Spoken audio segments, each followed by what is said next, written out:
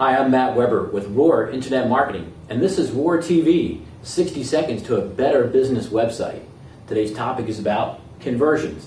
Do you suffer from anonymous visitors, lots of website visitors, and you don't know who they are? If you don't know who they are, then you can't sell your product or service to them.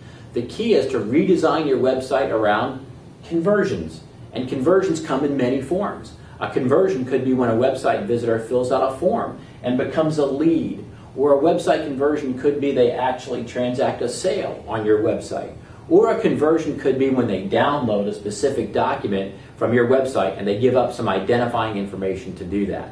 When your website visitors become conversions, they become people that you can sell your product or service to. The most important metric you can know about your website as a business owner is what percentage of visitors become conversions or leads that you can sell to. I'm Matt Weber with Roar Internet Marketing, and this has been Roar TV, 60 seconds to a better business website.